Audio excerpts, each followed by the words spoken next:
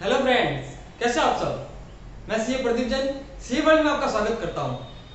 आज बीआरएस की second class है। हमने पिछले वीडियो में बात की थी बीआरएस का बैकग्राउंड क्या है, बैंक रिकन्सिलिएशन स्टेटमेंट आया क्यों, उसकी जरूरत कहाँ पड़ी, वो सब उनके बारे में बात की थी और किस टेक्निक से बीआरएस चैप्टर को सॉल्व करेंगे। आज हम एक्चुअल क्वेश्चन सॉल्व करेंगे और देखेंगे वो टेक्निक अपने काम आ रही है या नहीं आ रही है। तो चलो अपन अपने फर्स्ट क्वेश्चन की तरफ बढ़ते हैं।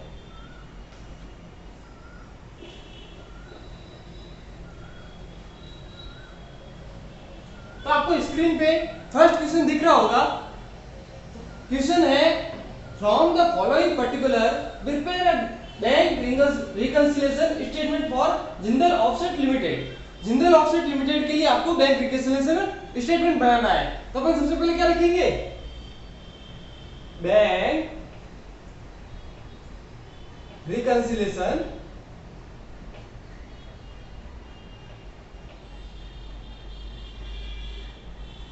स्टेटमेंट।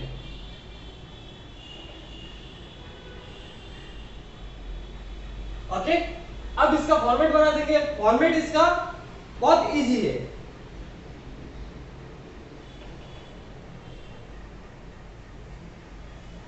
पर्टिकुलर और अमाउंट। ठीक है, अब सबसे पहले क्या पूछा है, इसने बोला है फर्स्ट पॉइंट है बैलेंस एज पर कैश बुक इज 2,40,000। तो अपने को लिखना है बैलेंस एज पर कैश बुक, एज पर कैश बुक कितना है 2,40,000। तो 2,40,000 आ गया। अब नेक्स्ट नीचे लिख लेते हैं और सबसे लास्ट पॉइंट है 6 point balance as per passbook कितना है 2,86,950। तो यहाँ पे क्या हो रहा है, डिफरेंस आ रहा है। बैलेंस एज पर पासबुक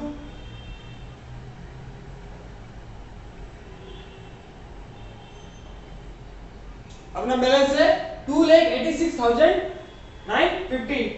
तो 2,86,950 अपना बैलेंस है। अब इस डिफरेंस को कैसे मैच करेंगे, आइडेंटिफाई कैसे करेंगे, क्या डिफरेंस आ रहा है, तो उसके बारे में बात करेंगे। तो अपनी टेक्निक क्या बोली थी, अपन को कुछ नहीं करना, जो बैंक ने किया है वैसे का वैसा प्लस करना है और बैंक ने माइनस किया है तो अपन को भी माइनस करना है। मतलब बैंक ने ऐड नहीं किया है तो अपन को भी इसमें से लेस करना है, और बैंक ने ऐड किया है और अपन ने ऐड नहीं किया है तो अपन भी क्या करेंगे, ऐड करेंगे। चलो सबसे दूसरा पॉइंट पढ़ते हैं, cheque issued but not presented in the bank amount to 1,30,000। क्या इसमें क्या बोल रहा है कि अपन ने किसी वेंडर मतलब सप्लायर को चेक इश्यू करके दे दिया, लेकिन उस सप्लायर ने ही बैंक में अभी तक प्रेजेंट ही नहीं किया, मतलब अभी तक अपने खाते से वो बैलेंस डिडक्ट नहीं हुआ है और अपन ने डिडक्ट कर लिया है। तो क्या करेंगे, अपन वापस ऐड कर लेंगे। मतलब बैंक ने अभी तक डिडक्ट नहीं किया है तो अपन कैसे डिडक्ट कर सकते हैं, तो अपन को भी अपन ने डिडक्ट किया हुआ था तो अपन को वापस क्या करना पड़ेगा, ऐड करना पड़ेगा। तो क्या लिखेंगे अपन, check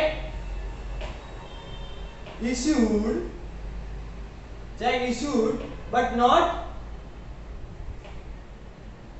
present for payment, present for payment। Done.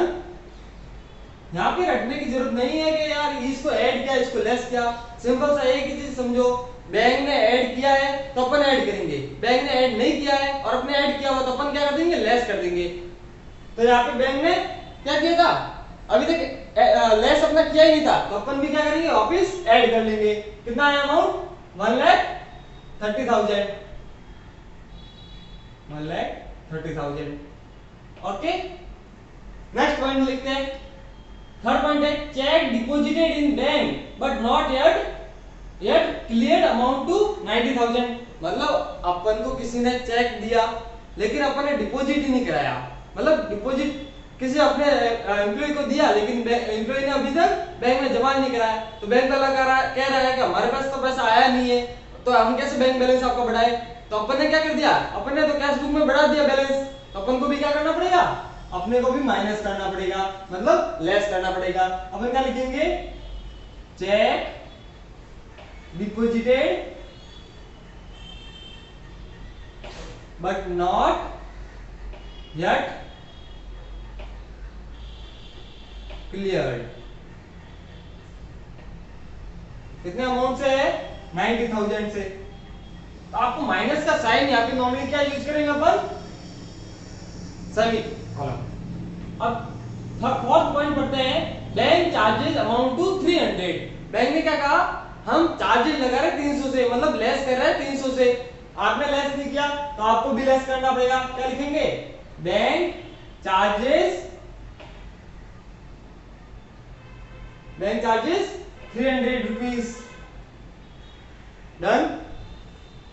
पांचवा और लास्ट पॉइंट है, interest credited by bank amount to 1250 rupees. मतलब बैंक ने आपको 1250 रुपए का इंटरेस्ट दिया, लेकिन अपन ने अभी तक बैंक अपने कैश बुक में ऐड ही नहीं किया और पासबुक में ऐड हो चुका है, तो अपन को भी क्या करना पड़ेगा?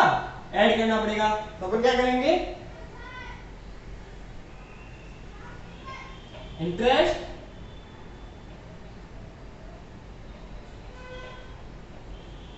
रिसीव्ड फ्रॉम बैंक, कितना? 1250 रुपीज। अब देखो आपका बैलेंस मैच हो रहा है नहीं हो रहा है, तो अपन देखेंगे 2,40,000 प्लस 136, तो अपना 3,76,000। 3,76,000 माइनस 90,000, तो अपना कितना हुआ? 2,86,000। 2,86,000 और ये करें 950 माइनस, तो 2,86,950 अपना बैलेंस मैच हो गया। इसमें अपन ने कुछ नहीं किया, सिंपल सा एक ही चीज समझो, बैंक ने ऐड किया था तो अपन ने ऐड किया, और बैंक ने लेस किया तो अपन ने लेस किया। बस बैंक ने जो किया है वो अपन को करना है। तो अब इस क्वेश्चन से आपने क्या समझा? किस रीजन से, या स्क्रीनशॉट ले सकते हो इसका और देख सकते हो अपन ने क्या किया है। ठीक है, नेक्स्ट अपन क्वेश्चन सॉल्व करें उससे पहले मैं एक चीज आपसे कहना चाहूंगा कि डिफरेंसेस क्यों आ रहे हैं, रीजन क्या है डिफरेंसेस आने का। ओके, यहाँ पे अपन समझते हैं कि अपन का रीजन क्या क्या हो सकता है। ये मैं कर रहा हूं, ये जो क्वेश्चन है सीए फाउंडेशन न्यू कोर्स के जो क्वेश्चंस है वो मैं करा रहा हूं। तो आपको देखने हो तो आप, मैं लिंक नीचे डिस्क्रिप्शन में दे दूंगा, वहां से आप डाउनलोड कर सकते हो और देख सकते हो पूरा जो पीडीएफ है वो आप डाउनलोड कर सकते हो। ठीक है, अब नेक्स्ट बात करते हैं डिफरेंसेस किस किस का आ रहा है। तो सबसे पहले क्या है? टाइमिंग डिफरेंस के कारण। मतलब मैंने तो डिपॉजिट कराया पर वो जो बैंक वाला है उसके पास अभी तक चेक आया ही नहीं है, तो उसने क्लियर नहीं किया है। मैंने डिपॉजिट कराया पर उसके पास नहीं आया, तो क्या हो रहा है? टाइमिंग डिफरेंस हो रहा है। तो इसके कारण कहीं ना कहीं प्रॉब्लम हो रही है। अगर मैंने चेक इश्यू कर लिया पर उसने जमा नहीं कराया, तो उसके कारण एक डिफरेंस। सेकंड, दूसरा बोले ट्रांजैक्शन डिफरेंस, मतलब बैंक ने बैंक चार्ज लगा दिया या इंटरेस्ट रिसीव हो गया, कोई चेक डिसऑनर हो गया, मतलब ट्रांजैक्शन के कारण बैंक में ऑटोमेटिकली कोई ट्रांजैक्शन हो गया जो हमें पता नहीं था, तो उसके कारण डिफरेंस आ रहा है। तीसरा क्या हो सकता है? एरर। तीसरा क्या है? एरर, मतलब बाय चांस मैंने डबल रिकॉर्ड कर दिया हो या मैंने कम रिकॉर्ड कर दिया है, या बैंक वाले की भी गलती हो सकती है, तो तीसरा क्या रीजन है? एरर। चौथा है फ्रॉड। चौथा क्या है? फ्रॉड भी हो सकता है, बैंक वाला फ्रॉड कर सकता है या अपन ने कोई फ्रॉड किया हो। तो ये चार रीजन है, इसके अलावा कोई रीजन हो ही नहीं सकता। मतलब ये चार रीजन आप समझ लेना, इन चार के रीजन के अंदर ही पूरा बैंक रिकंसिलिएशन स्टेटमेंट आपका फिनिश हो जाता है। ठीक है ना? तो ये आपको चार ध्यान रखने के ये इसके रीजन हो सकते हैं।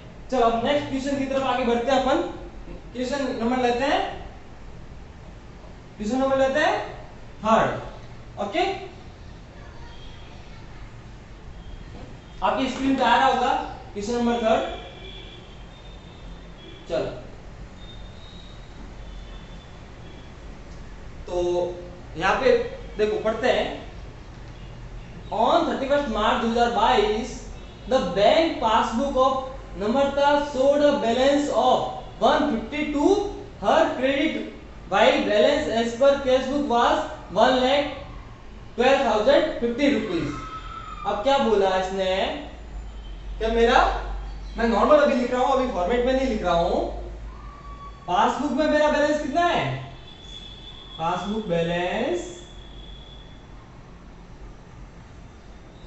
है मेरा 1,50,000।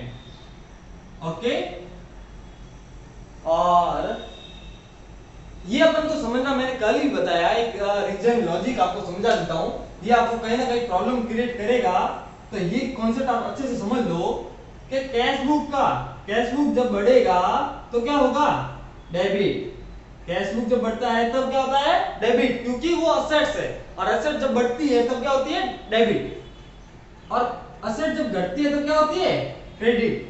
मतलब घटेगा तो क्रेडिट। तो जब भी कैशबुक का मतलब क्रेडिट बैलेंस बोला आया, मतलब एग्जाम में या फिर कहीं पे भी कैशबुक क्रेडिट बैलेंस है, तो मतलब इसका नेगेटिव बैलेंस है, मतलब बैंक बैलेंस अपना नेगेटिव है। और पासबुक जब भी बढ़ेगी तो क्या होगी, क्रेडिट।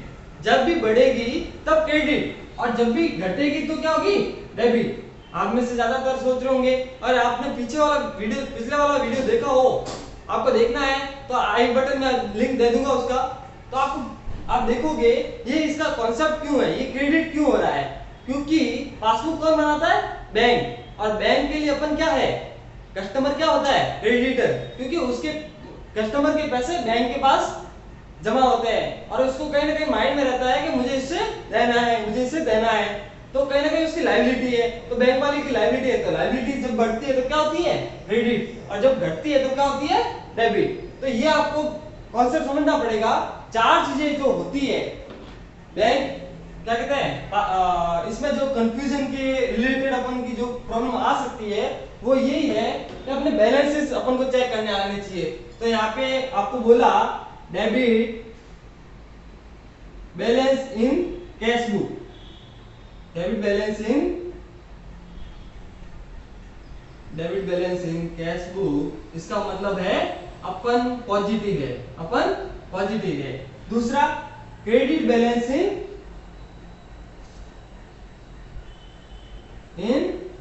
कैशबुक, इसका मतलब क्या हो सकता है, अपन ने ओवरड्रॉन कर दिया है, मतलब ऐसी भी फैसिलिटी बैंक वाले देते हैं ना कि अपन एक्स्ट्रा बनी, मतलब जितना भी मेरे पास बैलेंस नहीं है पर किसी सप्लायर को मुझे पेमेंट करना है, तो मैं एक बार अपनी लिमिट के जीरो अमाउंट से भी निकाल सकता हूं पैसे, बैंक वाले से लोन लेके, कुछ भी ओवरड्रॉन जिसे ओडी फैसिलिटी बोलते हैं, तो वैसे भी मैं कर सकता हूं।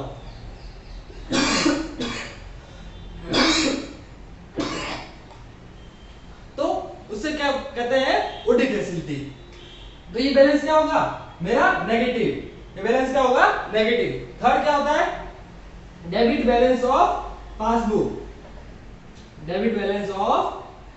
पासबुक, इसमें क्या होता है, अपना खाता ओवरड्रॉन है, जो ये कैशबुक का क्रेडिट है वैसा का वैसा सेम टू सेम पासबुक का डेबिट बैलेंस होगा। तो ये भी इसका मतलब क्या है, अपन ने ओवरड्रॉन कर दिया है, अपन ने ज्यादा पैसे बैंक से निकाल दिए हैं। फोर्थ है credit balance in passbook, done.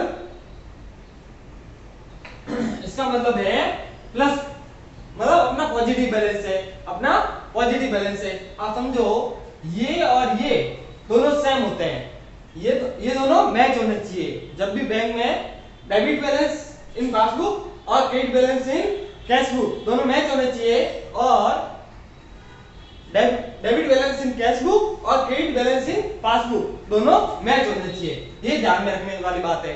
चलो नेक्स्ट क्वेश्चन की तरफ आगे बढ़ते हैं। ये छोटा सा कॉन्सेप्ट अपन ने अच्छे से समझा, ठीक है। क्वेश्चन थर्ड स्टार्ट करते हैं। On 31 March 2022 the bank passbook of Namrata showed a balance of 150,000 to her credit. तो नॉर्मली क्रेडिट लिखा हुआ है, इसका मतलब क्या है, पॉजिटिव बैलेंस है, और कुछ नहीं लिखा हो तो भी मानना है अपन को क्या है, पॉजिटिव बैलेंस है। किसका पॉजिटिव बैलेंस है, पासबुक का। नेक्स्ट आगे पढ़ते हैं, विल बैलेंस एज पर cash book was 1,12,050 rupees. Cash book का क्या बैलेंस है, 1,50,000। तो मतलब कुछ ना कुछ गड़बड़ है, कुछ ना कुछ प्रॉब्लम है अपने बैलेंस में, तो अपन को क्या करना पड़ेगा, रिकंसाइल करना होगा। तो चलो, on scrutiny of two books the ascertain the following causes of difference. मतलब आपको तो काम करके ही दे दिया, उन्होंने डिफरेंस निकाल के दे दिया कि रीजन क्या क्या हो सकते हैं, आपको रीजन भी निकाल के दे दिया। तो चलो अपन इस चीजों को स्टार्ट करते हैं। अब इसमें अपन को लिखने का ऊपर जो तरीका, पिछली बार क्या डेट दी भी नहीं थी, इसलिए अपन ने डेट नहीं दी। इस बार अपन प्रॉपर तरीके से उसका फॉर्मेट बनाएंगे, ठीक है। तो क्या लिखना है ऊपर, बैंक रिकंसिलिएशन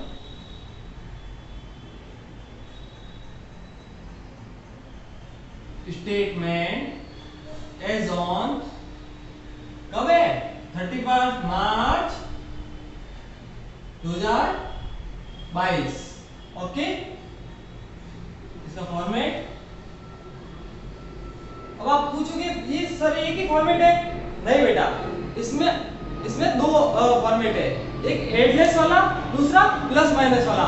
तो अपन दोनों मेथड करेंगे, आप कोई भी कर सकते हो, बस टेक्निक ये कि समझो, यहाँ पे अपन को जरूरी नहीं है कि कौन सा मेथड अपना है, अपन को टेक्निक पता होनी चाहिए कैसे सॉल्व करते हैं। तो वो अपन को पता है कि जो अपन को मांगा है, जैसे पासबुक के अनुसार, तो पासबुक ने जो किया है तो वैसे का वैसा अपन को करना है। तो यहाँ पे बात करें तो इसने क्या पूछा है, इसने तो इतना ही बोला है आपको कि बैलेंस प्रिपेयर करो। तो अपन एज पासबुक ऊपर ले लेते हैं, पासबुक एज पर कैश बुक अपन को पहुंचना है, कैश बुक तक पहुंचना है। पिछली बार क्या किया था, कैश बुक से पासबुक तक पहुंचे थे, इस बार उल्टा कर रहे हैं, ठीक है ना। तो दोनों तरफ से सीख लेते हैं। Balance as per passbook, balance as per passbook कितना है, 1,50,000। यहाँ पे पर्टिकुलर अमाउंट नहीं लिखा है, वो आप लिख लेना। चलो नेक्स्ट आगे चलते हैं, फर्स्ट पॉइंट पे।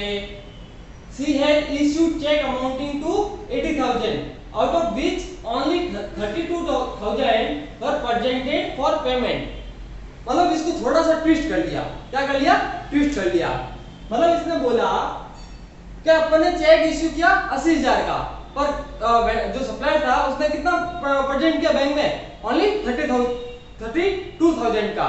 तो बैंक वाले ने ओनली कितना लेस किया होगा, 32,000 से लेस किया होगा। लेकिन अपन को तो किसके अनुसार चलना है, कैश बुक के अनुसार, और कैश बुक में अपन ने कितना लेस किया था, 80,000।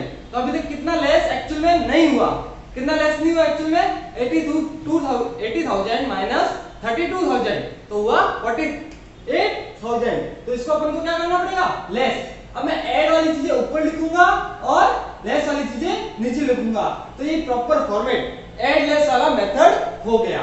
तो यहाँ पे क्या लिखेंगे, अब देखो, अब आप जो रटने वाले लोग होंगे वो क्या करेंगे, आपको रटाएंगे। जो पासबुक एज ऊपर कैश बुक हो तो आपको ये चीजें ऐड करनी है, और नीचे ऊपर पासबुक हो तो ये चीजें ऐड करनी है, मतलब ऐसा वो रटवाएंगे। लेकिन अपना वो कॉन्सेप्ट नहीं है, अपन को जो नीचे है उसके अनुसार चलना है। तो यहाँ पे अपन को पता है कि भाई कैश बुक में लेस हुआ है तो अपन को भी लेस करना है। तो यहाँ पे क्या अपन लिखेंगे, check issued but not present for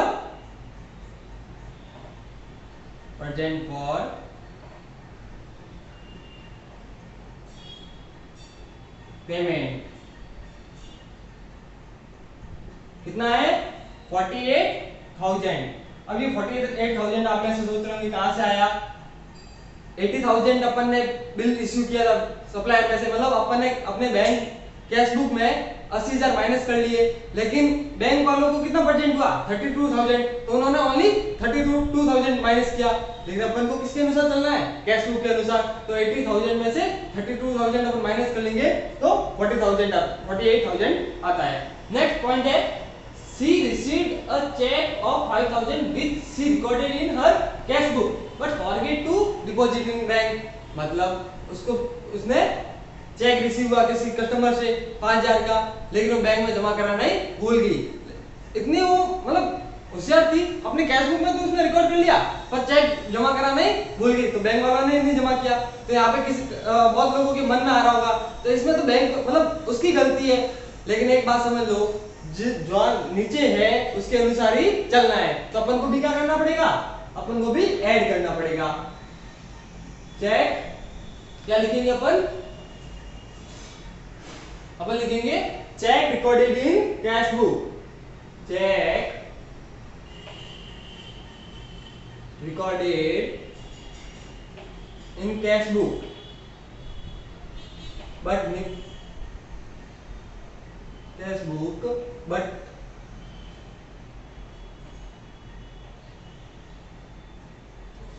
but not deposited in bank। सीधा था कि भाई अपन ने कैश बुक में तो रिकॉर्ड कर लिया, पर अपन ने पासबुक में रिकॉर्ड नहीं किया, मतलब डिपॉजिट नहीं कराया, तो पासबुक में भी ऐड नहीं हुआ। लेकिन अपन को किसके अनुसार चलना है, कैश बुक के अनुसार। तो अपन इसमें क्या करेंगे, ऐड करेंगे। कितना अमाउंट, 5,000। डन। आगे चले। A cheque of 22,000 deposited by her has not been yet cleared. मतलब उसने डिपॉजिट तो कराया, पर बैंक जो बैंकर है उसके पास चेक आया नहीं।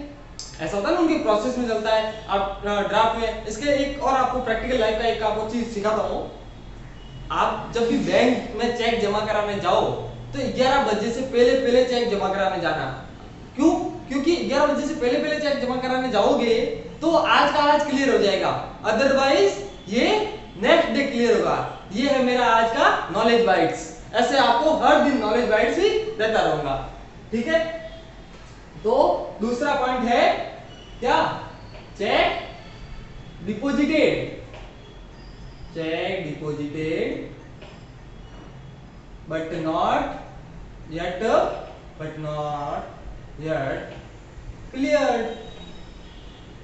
कितना सिंपल है क्या भाई, मैंने तो डिपॉजिट करा दिया। देखो कितनी मतलब लड़की होशियार है, उसने जब भी वो डिपॉजिट कराती है तो खुद में तो हाथों रिकॉर्ड कर लेती है, और वाले पासबुक में एंटर हो या नहीं हो, तो पासबुक वाले में भी क्या करना पड़ेगा अपन को, ऐड। मतलब कैश बुक में ऐड हुआ तो अपन को भी ऐड करना पड़ेगा। Next, mister Gupta deposited an amount of 15,700 in her bank which has not been recorded by her in cash book yet।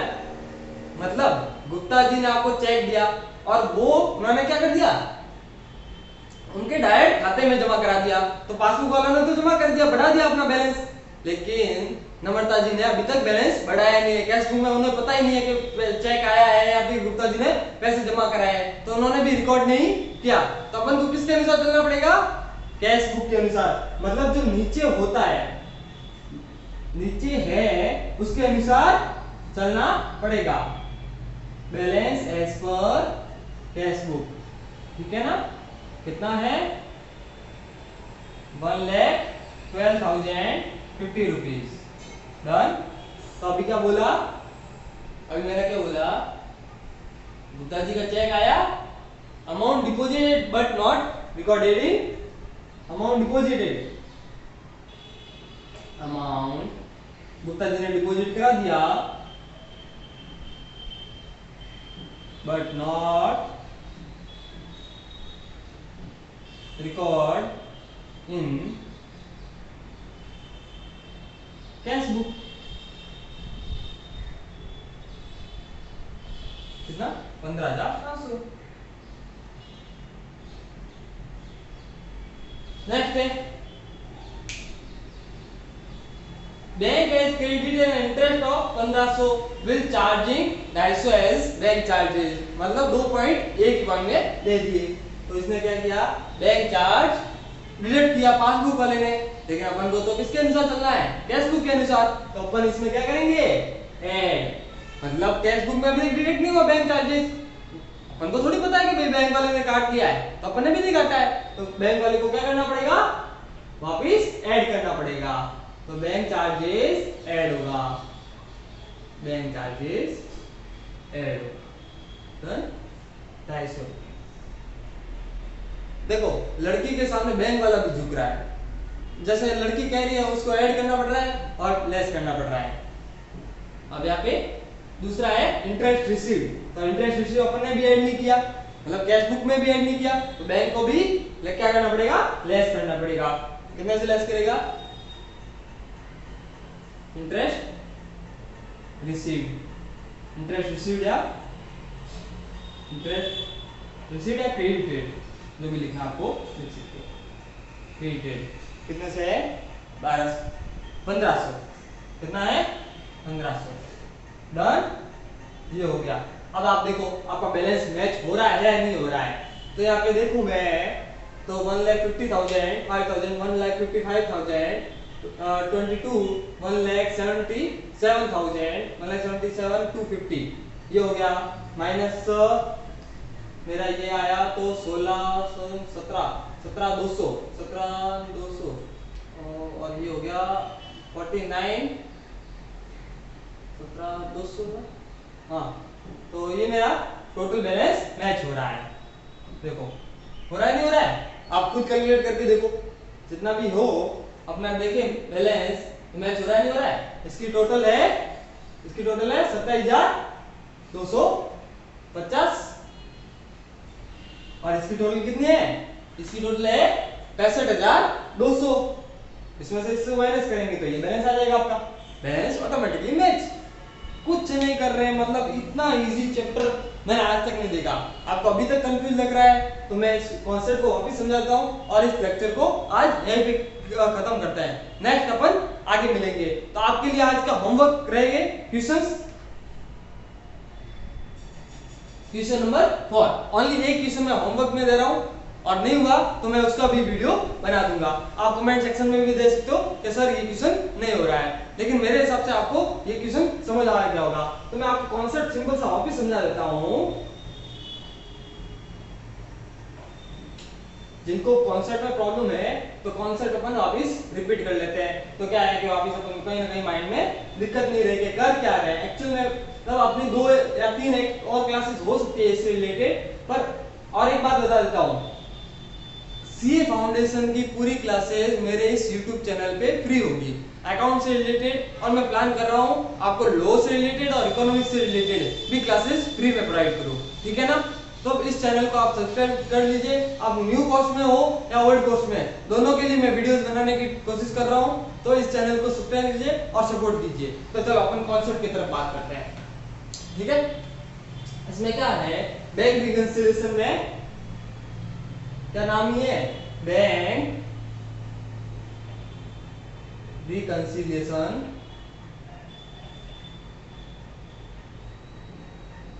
Statement नाम है। रिकंसिलिएशन का मतलब क्या होता है, मैच करना। क्या होता है, मैच करना। मैच किसको करना, कैश बुक के बैलेंस को और पासबुक के बैलेंस को। तो अब देखो आप एक सिंपल सा जनरल समझो बात कि आप ऐसे करने बैठे यार इसमें ये एंट्री गलत है, इसमें ये एंट्री गलत है, तो कब तक, मतलब कितनी सारी एंट्री होती है एक साल में पासबुक और कैश बुक में, कितनी सारी एंट्री होती है। तो आप ये करने बैठोगे तो तब तक तो मतलब बहुत टाइम लग जाएगा इस चीज सॉल्व करने में। तो इसका एक मिड सॉल्यूशन क्या हो सकता है कि भाई आप एक के अनुसार पहले चल लो, जो एक कह रहा है प्लस करने को कह रहा है तो प्लस कर लो, उसने प्लस नहीं किया है और अपन ने प्लस किया तो अपन माइनस कर लेंगे। मतलब जो उसने किया है, जो बैंक वाला कहेगा, मतलब जो भी क्वेश्चन कहेगा या फिर नॉर्मल अपन समझे तो एक के अनुसार अपन को चलना है, तो अपन नॉर्मली अपन पासबुक के अनुसार चलते हैं, ठीक है। तो पासबुक प्लस किया है तो अपन भी प्लस करेंगे, पासबुक में प्लस नहीं किया और अपन ने प्लस किया तो अपन क्या करेंगे, माइनस करेंगे, ठीक है। ये चीज क्यों, मतलब एक बार के लिए अपन क्या हो जाए, अपना टारगेट क्या है, रिकंसाइल। और प्रैक्टिकल लाइफ में क्या होता है, एक बार रिकंसाइल हो जाए फिर बाद में एक दूसरे को बताते हैं आपकी गलती यहाँ पे थी और फिर बाद में उसको करेक्ट करते हैं इन प्रैक्टिकल लाइफ। बट इन यहाँ पे क्या होगा, बस अपन को क्या करना है, अपना क्वेश्चन चैप्टर क्या पूछता है, मैच करना। तो नेक्स्ट आगे जब भी आपको ये कॉन्सेप्ट नहीं समझ आए तो वापिस फर्स्ट लेक्चर या सेकंड लेक्चर दोनों में से कोई देख लेना, तो आप अच्छे से समझ आ जाएगा। अब इसके नेक्स्ट आगे जो भी होंगे 2 या 3 लेक्चर ही होंगे, इससे ज्यादा नहीं है। ये चैप्टर बहुत इजी है और आपके 5 से 10 नंबर मतलब कवर कर लेगा, फ्री फोकट के आपके 10 नंबर है, ठीक है ना। तो इस चैप्टर को छोड़ के मत जाना, और भी कोई डाउट्स हो तो कमेंट सेक्शन में डाल सकते हो, मेरे इंस्टाग्राम चैनल पे भी आप पूछ सकते हो मुझे, ठीक है ना। हर चीज आपको अवेलेबल है फ्री ऑफ द कॉस्ट, मैं आपको रीचेबल हूँ, आप मुझे कॉल भी कर सकते हो, मैं आपको उसके नंबर भी आपको दे दूंगा, तो आप मुझे कॉल भी कर सकते हो। थैंक यू आज के लिए, ठीक है। आपको ये वीडियो अच्छा लगा तो लाइक कीजिए, सब्सक्राइब कीजिए और अपने ऐसे फ्रेंड्स को शेयर कीजिए जो सीए फाउंडेशन कर रहा है या करने की सोच रहा है। आप 11 में हो तो भी ये वीडियो आपके लिए हेल्पफुल रहेगा। Thank you.